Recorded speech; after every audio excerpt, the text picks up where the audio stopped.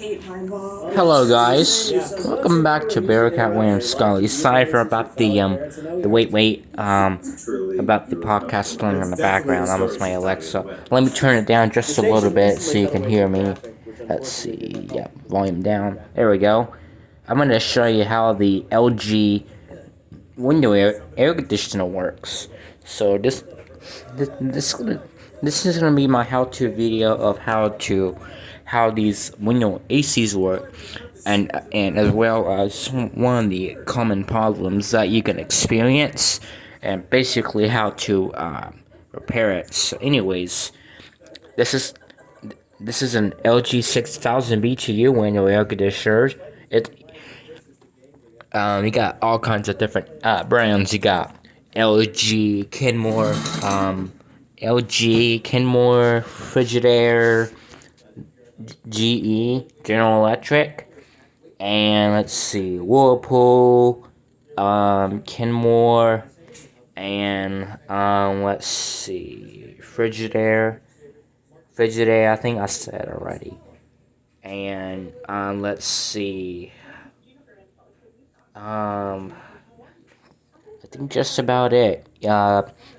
If you if there's a brand you find, comment down below.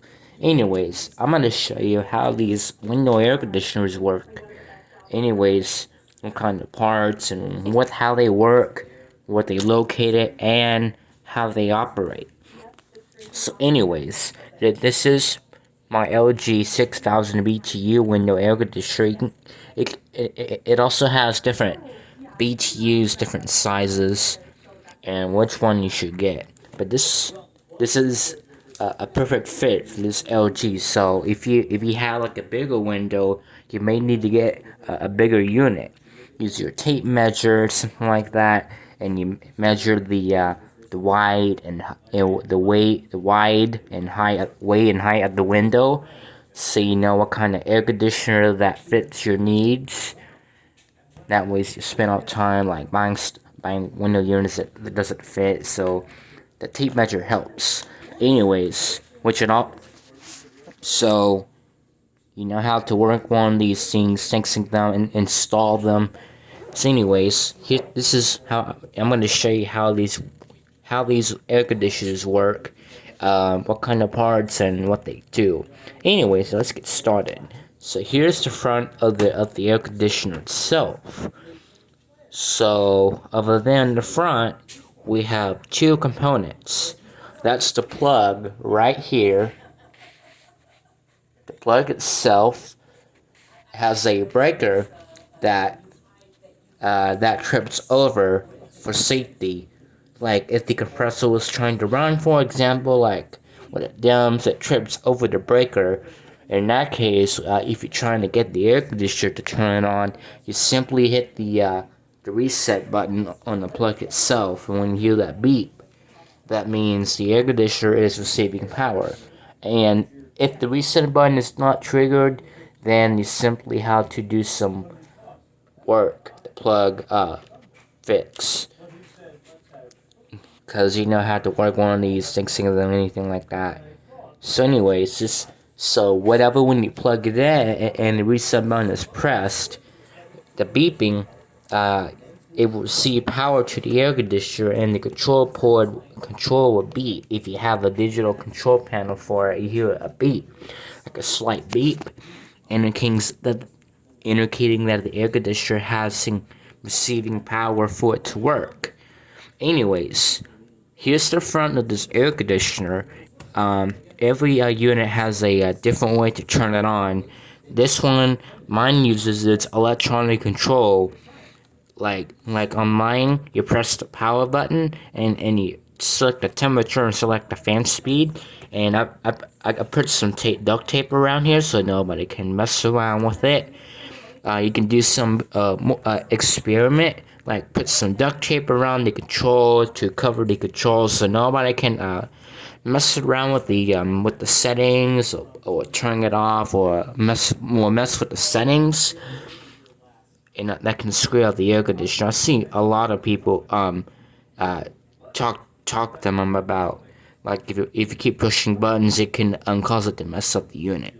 But anyways, I put some tape around here. Also, I put some tape around the on the window itself, so it can block the outside air. So especially like if there's like a wind, like strong winds coming through, like if you want the window unit to stay in securely, just do some mounting brackets, screw it in, and put some tape around here so it blocks the outside air. Anyways, let's get started on how these work. So let's get this cord out of the way in case you see. So this is the front of the air conditioner, and here's the control panel, which is duct tape it. You got the power, you got fan speed, you can set the temperature, different modes. You got cooling mode, e-saver, or economy mode, which it basically is called energy saving mode. So it saves enough power. Like once the temperature is reached, if you have it on e-saver mode, it will shut off the air conditioner, and every 3 minutes the fan turns back on because the sensor needs to think if the temp is rising or lowered before the air conditioner starts again. So whatever, when you turn on the power, press the power button in your air conditioner, the compressor, fan turns on, all the components turns on. Once it gets really hot or the temperature set at, the compressor kicks in, the fan comes on, the fan's coming on. So, and the compressor itself comes on, and the compressor, it's the main part of the air conditioning refrigeration systems. So the compressor is located outside, and right on the condenser itself is the condenser coil. Compressor, it's the condenser coil, which is located outside, which it rejects heat. So right behind the condenser is the fan blade, which helps remove all the heat. So it rejects heat, which it rejects heat, cools down the condenser as well as the compressor, because compressors can get really hot. And once all the heat as rejected, and when the heat is rejected, it's gonna go into the copper tube or expansion or copper capillary tube or whatever you're gonna call that, copper tube, and it travels through the evaporator coil, which is located inside of the unit. So once it gets to its cold vapor, it expands, so once it gets into the hot liquid, the vapor, it will start to get ice cold. It will put into ice cubes. Once the refrigerant is flowing into the evaporator coil, it starts to get cold. It gets cold, and it sucks the air through, and it passes through this blower fan, which it sucks air in, and it pushes out to this return duct, to a return vent, or what do we call that? So, once all the heat is removed from this evaporator coil, it will travel back into the head pressure to the compressor itself, and the cycle starts all over again until the compressor shuts down when you turn it off, or the desired temperature is reached. So right inside this, right against the evaporator coil, there's a sensor. You can't see it, but the sensor monitors the temperature, cooling down the room, as well as the sensors for the coil and the compressor, and the condenser, which it helps removes heat faster, and it removes it. You can bypass it to make it colder.